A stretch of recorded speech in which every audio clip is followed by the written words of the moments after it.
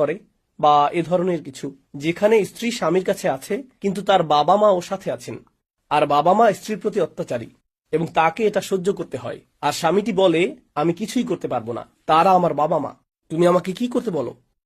তারা তোমাকে আজে বাজে কথা বলবে, কিন্তু তোমাকে ধৈর্য ধরতে হবে, কারণ আমি সব সময় আমার মায়ের পক্ষ নেব, আমি সব সময় আমার বাবার পক্ষ নেব।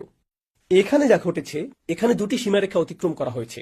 একদিকে একজন স্বামী হিসেবে আপনার স্ত্রীর প্রতি আপনার দায়িত্ব রয়েছে, আপনি তাকে তার পরিবার থেকে নিয়ে এসেছেন, আপনি তাকে তার বাবা মায়ের সুরক্ষা থেকে নিয়ে এসেছেন।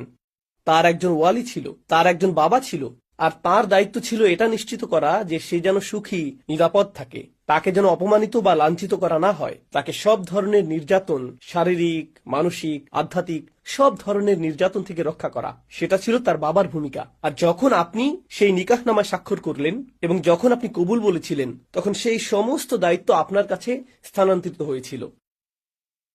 আপনারও তাকে ততটাই সুরক্ষা দেওয়া উচিত, বরং তার বাবার চেয়েও বেশি, কারণ তার সাথে আপনার সম্পর্ক আসলে আরো গভীর।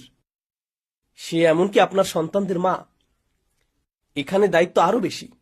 তাই আপনার উচিত ছিল তার চারপাশে একটি ঢালে পরিণত হওয়া। একই সময়ে আপনি একজন সন্তানও বটে। আপনার মায়ের কাছে একজন সন্তান, আপনার বাবার কাছে একজন সন্তান। আর এই ধর্ম আমাদের শেখায় যে আমরা আমাদের পিতামাতাকে উফ পর্যন্ত বলতে পারবো না। আপনি পিতামাতার সামনে মোটেও আপনার কণ্ঠস্বর উঁচু করতে পারবেন না। এখন আপনাকে দুই দিকের টান সহ্য করতে হচ্ছে। আপনার স্ত্রীর প্রতি রয়েছে